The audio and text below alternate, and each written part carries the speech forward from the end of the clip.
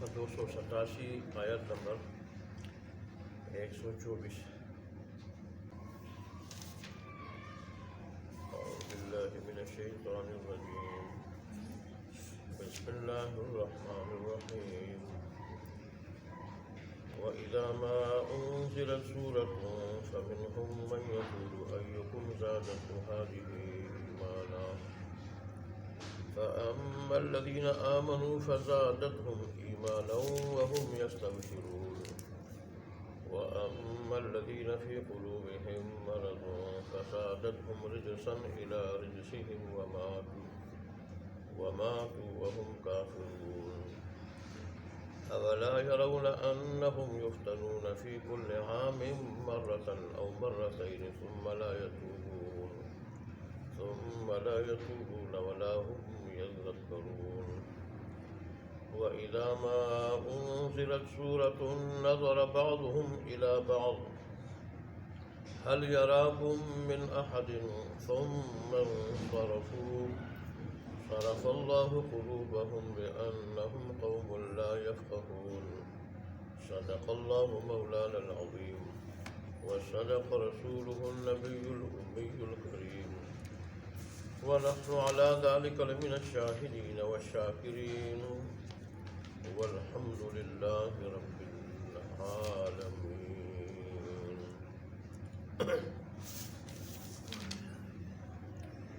گزشتہ آیات میں اللہ تبارک و تعالیٰ نے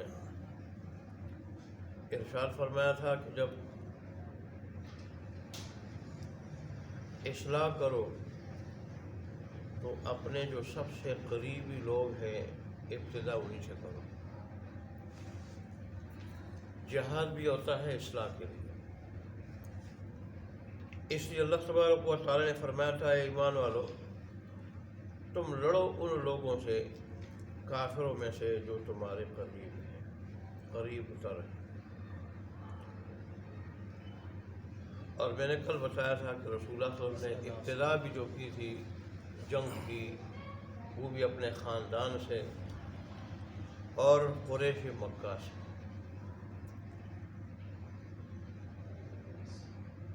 اپنی قوم سے، قریش مکہ سے ابتدا کی تھی، اور پھر اسی طرح اس کا دائرہ کار بڑھاتے بڑھاتے بڑھاتے پورے عرب کے کافروں کے ساتھ۔ جہاد کا مقصد اصلاح ہے، ایک پھوڑے کو جسم سے آپریشن کے ذریعے ختم کرنا تاکہ باقی جسم اس پھوڑے سے متاثر نہ ہو جائے، خراب نہ ہو جائے۔ تو پھر جب رسول اللہ صلی اللہ علیہ وسلم نے پورے عرب کو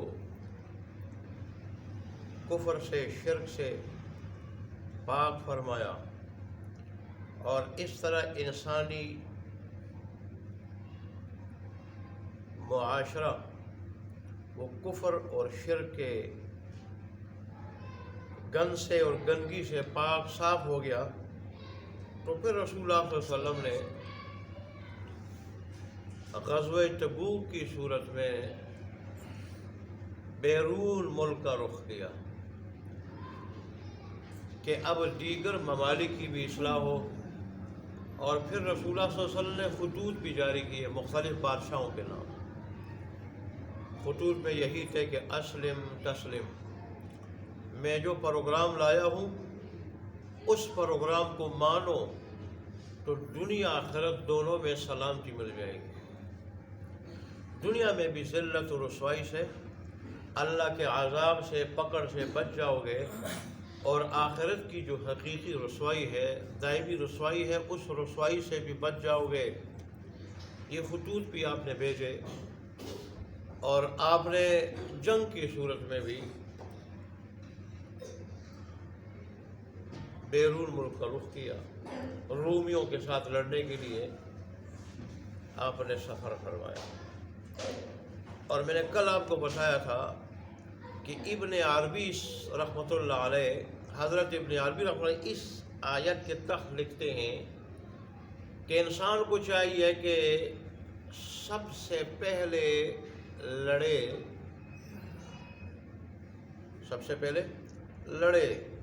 تو اپنے قریبی دشمن سے، قریبی دشمن کی صورت میں دین پہ عمل کی رکاوٹ دور کر دے. دوسرے الفاظ میں سب سے اپنے قریبی دشمن کی اصلاح کرے. تو فرماتے ہیں کہ اس آیت کی روح سے انسان کے سب سے قریبی جو انسان کا دشمن ہے وہ اس کا نفس ہے. اس کا نفس ہے. جیسے حدیث شریف میں آتا ہے، کل بھی میں نے آپ کو یہ حدیث بیان کی تھی کہ رسول اللہ فرمایا عدوک الذی بین جنبیک نفسک، تیرا حقیقی دشمن وہ ہے جو تیرے دو پہلو کے درمیان تیرا نفس ہے، نفس امارہ. اور ترمذی کی روایت میں نے بتایا تھا کہ رسول اللہ فرمایا المجاہد من جاہد نفسہ، حقیقی مجاہد وہ ہے جو اپنے نفس سے جہاد کرے. اللہ اکبر. اور پھر جہاد جو معروف معنی میں ہے کہ کافروں کے خلاف لڑنا، اس کے بارے میں نے کل بتایا تھا آپ کو کہ رسول اللہ صلی اللہ علیہ وسلم نے اس کی اہمیت ذکر فرماتے ہوئے ارشاد فرمایا تھا من مات ولم یغزو ولم یحدث به نفسه مات علی شعبۃ من النفاق، کہ جو آدمی اس حال میں مرا کہ نہ اس نے غزوہ کیا ہو، کافروں سے لڑائی کی ہو، جہاد کیا ہو، اور نہ دل میں اس کے بارے میں سوچا ہو، تمنا کی ہو، نیت کی ہو، تو یہ آدمی اگر مرے گا تو نفاق کے شعبے پہ مرے گا. اور ایک روایت میں ہے کہ مات علی میتۃ الجاہلیہ، جاہلیت کی موت مرے گا. اس لیے انسان کو کم از کم نیت تو یہ کرنی چاہیے اگر بالفعل جہاد کا موقع نہ ملے کہ اگر مجھے موقع ملا ضرور اللہ کے راستے میں لڑوں گا. اور اس سے اللہ کے حبیب ہمیں جہاد کی اہمیت بتا رہے ہیں. جیسے کئی وہ فرماتے ہیں کہ سنام الاسلام الجہاد،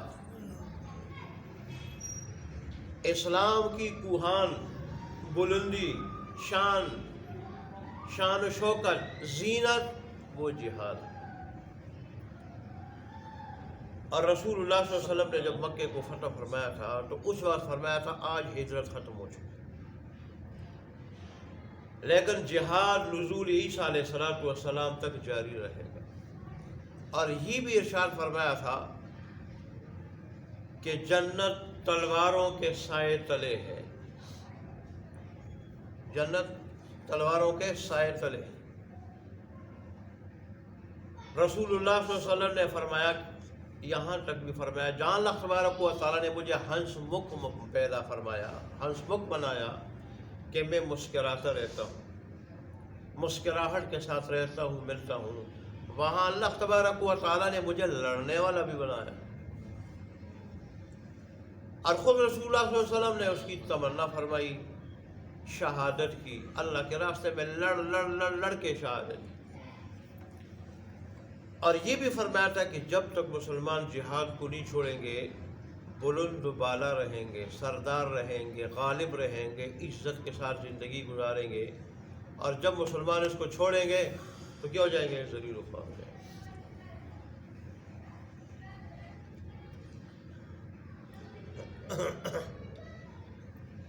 اس لیے اللہ تبارک و تعالیٰ نے فرمایا کہ جب تم لڑائی کرو تو ابتدا قریبی کافروں سے کرو، قریبی. اور چاہیے کہ کافر تم میں سختی پائے، سختی. یہ اللہ چاہتا ہے کہ وہ تم میں سختی محسوس کرے، تم سے لڑنے کی جرات نہ کر سکے، تمہیں قوت والے پائیں، قوت والے، اور جرات نہ کر سکے تم سے لڑنے کی، تمہارے خلاف تلوار اٹھانے کی، بندوق اٹھانے کی جرات کو نہ کر سکے. اور پھر اللہ تبارک و تعالیٰ نے فرمایا کہ یاد رکھو اللہ تبارک و تعالیٰ ہمیشہ متقی پرہیزگار لوگوں کے ساتھ، ایٹمی طاقت کے ساتھ نہیں، جدید اسلحے والوں کے ساتھ نہیں، افراد قوت میں کثرت رکھنے والوں کے ساتھ نہیں. ورنہ غزوہ حنین کی صورت میں اللہ نے قرآن میں دکھا دیا تھا قرآن میں اس کا ذکر کیا ہے. اللہ نے دکھا دیا تھا کہ جدید اسلحہ بھی ہو اور کثرت بھی ہو، ہر لحاظ سے برتری حاصل ہو، لیکن اللہ کی مدد نہ ہو تو مسلمان نہیں جی سکتے. یہاں بھی اللہ تبارک و تعالیٰ نے فرمایا کہ ٹھیک ہے اسباب کو اپناؤ. یہ دار الاسباب ہے، اسباب کو اپنانے کا حکم ہے. اسباب کے بغیر تمہارا کام نہیں چل سکتا، لیکن یقین تمہارا وہ اللہ کی ذات پہ ہو، اسباب پہ نہ ہو. یقین اللہ کی ذات پہ ہوگا، اسباب پہ نہیں ہوگا، پھر اللہ کی مدد ہوگی. اور اگر تمہارا یقین اسباب پہ ہوگا پھر غزوہ حنین والی بات. بدر میں کیا حالت تھی؟ 2 گھوڑے تھے، 6-7 تلواریں تھی اور باقی ڈنڈے تھے. 313 کے پاس اتنی چیزیں، 2 گھوڑے، 6-7 تلواریں، باقی ڈنڈے. اور دوسری طرف سے 1000 سے اوپر لشکر جرار، ان کے پاس ہر قسم کا اسلحہ، ہر قسم کا، اور پھر سواریاں بھی، کسی چیز کی کمی نہیں. لیکن اللہ تبارک و تعالیٰ نے جب اس وقت مسلمانوں کے ساتھ اللہ کی مدد تھی تو ان کافروں کو شکست فاش سے دوچار کر دیا. اور پھر دیکھیں غزوہ احد کے موقع میں بھی کافروں کو مسلمان بھگا چکے تھے، وہاں بھی بھگا چکے تھے. لیکن جب اللہ اور اس کے رسول کے حکم کی مخالفت ہوئی تو پھر وہاں وہ فتح شکست میں بدل گئی. تو اللہ نے وہاں ایک اور چیز بتائی کہ اللہ کی مدد تب ہوگی مسلمانوں کے پاس کہ جب اللہ اور اس کے رسول کی مخالفت سے بچیں گے. اور یہاں بھی اللہ نے یہی بات ارشاد فرمائی ہے، وَاعْلَمُوا أَنَّ اللَّهَ مَعَ الْمُتَّقِينَ. جان رکھو اللہ تبارک و تعالیٰ متقی پرہیزگاروں کے ساتھ ہوتا ہے. متقی پرہیزگار کون ہے؟ جو اللہ کی مخالفت سے بچتا ہے، اللہ کے رسول کی مخالفت سے بچتا ہے، مکمل مطیع فرمان بردار رہتا ہے. یہ تو کچھ کل کی کارگزاری تھی. آج کی آیات میں اللہ تبارک و تعالیٰ نے منافقین کے بعض اور کرتوتوں کا ذکر کیا ہے. جب کوئی صورت نازل ہوتی تو عذرا مذاق، عذرا استہزاء، ایک دوسرے سے کہتے اس صورت نے تم میں سے کس کے ایمان میں اضافہ کیا ہے، کس کے ایمان میں اضافہ کیا ہے. ظاہر ہے جس چیز کو دل سے مانتے نہیں تھے تو وہ ان کے ایمان میں کیا وہ اضافہ کرتا. ان کے دلوں میں تو پہلے سے نفاق بھرا ہوا تھا. تو ظاہر ہے جب کوئی صورت اترتی تو اس کا بھی انکار کرتے، اور جب انکار کرتے تو نفاق پہ اور اضافہ ہوتا، انکار کرتے تو کفر میں اور اضافہ ہوتا. نفاق بھی گندگی ہے اور کفر بھی گندگی ہے، جیسے شرک کیا ہے گندگی ہے روحانی. تو اللہ تبارک و تعالیٰ نے اس کا جواب دیا ہے کہ جہاں تک ایمان والوں کا تعلق ہے تو میں جو بھی صورت بھیجتا ہوں ایمان والوں کے ایمان میں اضافہ کرتی ہے، کیونکہ ان کے دلوں میں پہلے سے ایمان ہوتا ہے.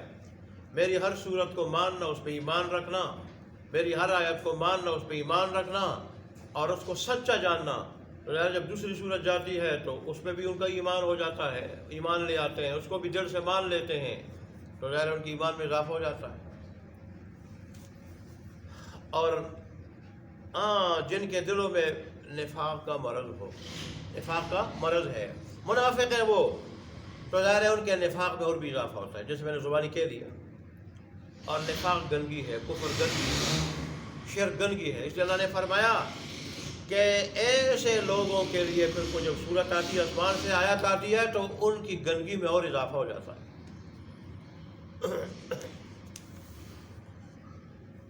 اور وہ اسی گندگی میں اضافہ ان کا ہو کے وہ مر جاتے ہیں، دنیا سے چلے جاتے ہیں کفر کی حالت میں، نفاق کی حالت میں، خاتمہ بھی کفر پہ ہو جاتا ہے.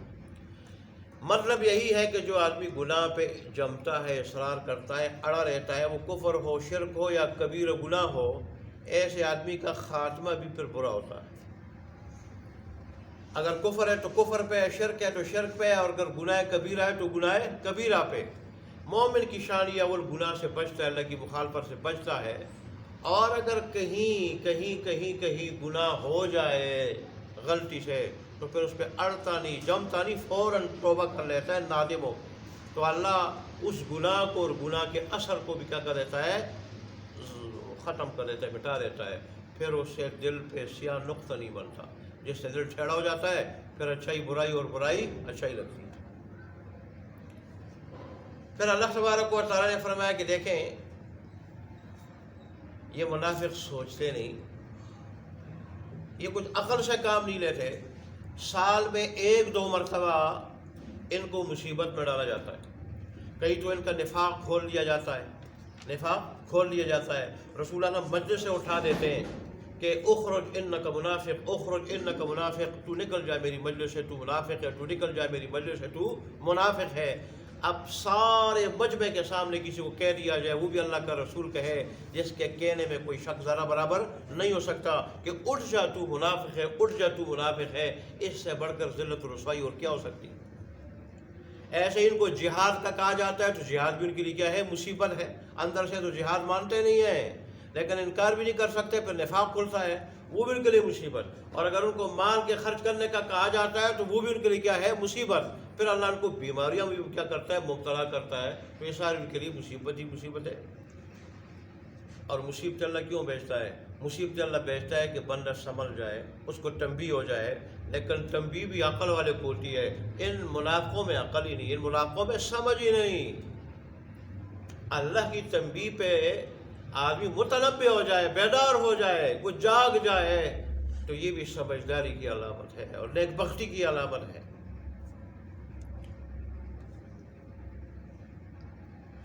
اس طرح کی ایک اور کرتوت کا ذکر ہے کہ جب کوئی صورت اترتی ہے تو یہ ایک دوسرے کو دیکھتے ہیں کہ بھئی مسلمانوں میں سے، مخلص مسلمانوں میں کوئی دیکھ تو نہیں رہا ہے کہ ہم کسک جائیں۔ اور یہ کس موقع پر کرتے تھے؟ جب کسی صورت میں یا آیت میں ان کی مذمت ہوتی، مذمت ہوتی، ان کی برائی بیان ہوتی، ان کے کرتوت سے پردہ چاک ہوتا، تو اس وقت پھر یہ کسکنے کی کوشش کرتے۔ اب مسلمان دیکھ رہے ہوتے اس وقت، تو یہ بھاگ نہیں سکتے تھے، اس وقت بھاگیں گے تو ظاہر ہے پھر جو ہے نا مسلمان دیکھ لیں گے کہ وہ بھاگ رہے، اس کا مطلب منافق ہے، نفاق بھول جائے گا، تو کوشش کرتے ہیں کہ کوئی ہمیں ہماری طرف نہ دیکھ رہا ہو، اس طرح ہم کسک جائیں۔ تو اللہ تبارک و تعالیٰ نے اس سے بھی پردہ چاک کیا ہے۔ پھر اللہ تبارک نے فرمایا یہ جب اللہ کے نبی کی مجلس سے، اور وہ بھی نزول قرآن کی مجلس ہوتی ہے، اللہ کا کلام نازل ہوتا ہے، یہ کسکتے ہیں تو اس پہ فخر کرتے ہیں کہ ہم نے بڑا گز مارا، حالانکہ سوچتے نہیں ہے کہ اللہ تبارک و تعالیٰ نے ان کو اس قابل نہ سمجھا کہ اس مجلس میں بیٹھے جس میں میرا کلام نازل ہو رہا ہے، اس کی برکات حاصل کریں، اللہ کی رحمتوں کے مستحق ہو جائیں۔ اور یہ اللہ نے ان کو پھیر دیا کس چیز سے؟ ایمان سے، کہ ان جیسے بدبخت آدمیوں کی قسمت میں ایمان ہے ہی نہیں ہے۔ بندہ جب ضد عناد پہ اڑ جاتا ہے تو پھر اللہ اس کو محروم کر دیتا ہے۔ اچھا جی، اب دیکھیں ترجمہ۔ وَإِذَا مَا أُنزِلَتْ سُورَةٌ، اور جب اترتی ہے کوئی صورت، نازل ہوتی ہے کوئی صورت، فَمِنْهُمْ مَنْ يَقُولُ، تو ان منافقوں میں سے بعض وہ ہیں جو کہتے ہیں أَيُّكُمْ زَادَتْهُ هَذِهِ ایمانا، تم میں سے کس کا ایمان اس صورت نے زیادہ کیا ہے؟ فَأَمَّا الَّذِينَ آمَنُوا، بہرحال وہ لوگ جو ایمان لائے، فَزَادَتْهُمْ ایمانا، تو صورت نے ان کے ایمان میں اضافہ کیا ہے، ان کے ایمان میں اضافہ کیا ہے۔ وَهُمْ يَسْتَبْشِرُونَ، اور وہ اس صورت کے نازل ہونے سے خوش ہوتے ہیں، ان کو پتہ ہے کہ اس صورت میں ہمارے فائدے کی چیزیں ہوں گی، فائدے کی چیزیں ہوں گی، کہ جس پہ ہم عمل کریں گے، اپنائیں گے تو اللہ ہمیں دنیا آخرت دونوں کا اجر دے دے گا، برکات دے دے گا۔ یا اس میں ایسی چیز کا ذکر ہوگا کہ اگر ہم اس سے نہ بچیں تو ہمیں نقصان پہنچے، تو لہذا ہم اس سے بچ جائیں گے، نقصان سے بچ جائیں گے، اس لیے وہ خوش ہوتے ہیں۔ وَأَمَّا الَّذِينَ فِي قُلُوبِهِمْ مَرَضٌ، اور بہرحال وہ لوگ کہ جن کے دلوں میں مرض یا نفاق ہے، فَزَادَتْهُمْ رِجْسًا إِلَىٰ رِجْزِهِمْ، زیادہ کر دیتی ہے صورت ان کے واسطے گندگی پر۔ پہلے نفاق کی گندگی موجود تھی، اب اس صورت کا انکار کر دیا، اس کے ساتھ مذاق کر دیا تو اضافہ ہو گیا اس میں، بس زیادہ کیا اس صورت نے گندگی پر۔ اعلیٰ اعلیٰ کے معنی میں ہے، وماتو اور مرتے ہیں وہ اس حال میں کہ وہ ہم کافرون وہ کافر ہوتے ہیں، کفر پہ خاتمہ ہو جاتا ہے۔ اولا یرونا کیا وہ دیکھتے نہیں، غور فکر سے کام نہیں لیتے، انہم یفتنون کہ وہ فتنے میں ڈالے جاتے ہیں، مصیبت میں ڈالے جاتے ہیں، فی کل عام ہر سال، مرتن و مرتين ایک مرتبہ یا دو مرتبہ، ثم لا یتوبون پھر بھی توبہ نہیں کرتے، پھر بھی توبہ نہیں کرتے، باز نہیں آتے، رب کی طرف رجوع نہیں کرتے، ولا ہم یذکرون اور نہ وہ نصیحت حاصل کرتے ہیں کہ کفر نفاق سے باز آ جائے اور مخلص ایمان والے بن جائیں۔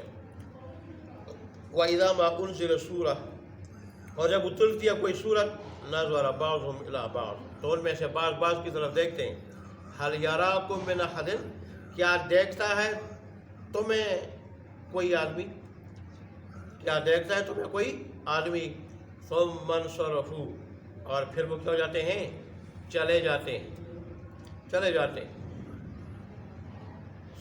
صرف اللہ کھسک جاتے ہیں، نکل جاتے ہیں، چل لیتے ہیں، صرف اللہ قلوبہم پھیر دیا اللہ تبارک ان کے دلوں کو، کسی سے، ایمان سے، بِأَنَّهُمْ اس وجہ سے کہ وہ قوم لا یفقہون ایسے لوگ ہیں جو سمجھتے نہیں۔ اللہ تبارک ہمیں دین کی سمجھ عطا فرمائے، عمل کرنے کی توفیق عطا فرمائے۔ الحمدللہ رب العالمین والعاقبۃ للمتقین والصلاۃ والسلام علی رسولہ محمد وعلی آلہ وصحبہ اجمعین۔ ربنا ظلمنا انفسنا وان لم تغفر لنا وترحمنا لنكونن من الخاسرين۔ ربنا آتنا في الدنيا حسنة وفي الآخرة حسنة وقنا عذاب النار۔ اللهم إنك عفو كريم تحب العفو فاعف عنا مولانا۔ اللهم إنا نعوذ بك من فتن المحيا والممات۔ اللهم انصر الإسلام والمسلمين، اللهم أعز الإسلام والمسلمين، اللهم انصر من نصر دين محمد صلى الله عليه وسلم واجعلنا منهم، اللهم اخذل من خذل دين محمد صلی اللہ علیہ وسلم ولا تجعلنا منهم۔ اللہ تبارک و تعالی ہمارا ٹوٹا پھوٹا سننا اور سنا اپنی بارگاہ میں قبول منظور فرما، اور اس پہ جو ثواب اپنے مقدر فرمایا ہے وہ ہمیں نصیب فرما۔ اللہ تبارک و تعالی سے لے کے مرتے دم تک ہمیشہ کے لیے ہمیں اپنے دین کی باتیں سننے اور سنانے کی، اور پھر ہم سب کو اس پر 100% مکمل عمل کرنے کی توفیق عطا فرما۔ اللہ تبارک و تعالی اس مجلس کو ہماری نجات کا ذریعہ بنا دے، ایسی نجات کو اس کے بعد پھر کبھی پکڑ نہ ہو۔ اللہ تبارک و تعالی ہمیں دنیا آخرت دونوں کی خوشیاں نصیب فرما، دونوں کی مصیبتوں سے بچا، پھر آخرت کی خوشیاں ابتدائی سے نصیب فرما، پھر آخرت کی مصیبتوں سے ابتدائی سے محفوظ فرما۔ اللہ تبارک و تعالی ہم سے راضی ہو جا، ایسا راضی ہو جا کہ پھر کبھی ناراض نہ ہو، ہماری دعاؤں کو قبول منظور فرما۔ آمین یا رب العالمین یا حی یا قیوم۔ ربنا تقبل منا انک انت السمیع العلیم وتب علینا انک انت التواب الرحیم، وصلی اللہ تعالی علی خیر خلقہ محمد وعلی آلہ وصحبہ اجمعین برحمتک یا ارحم الراحمین۔ جزاکم اللہ خیرا۔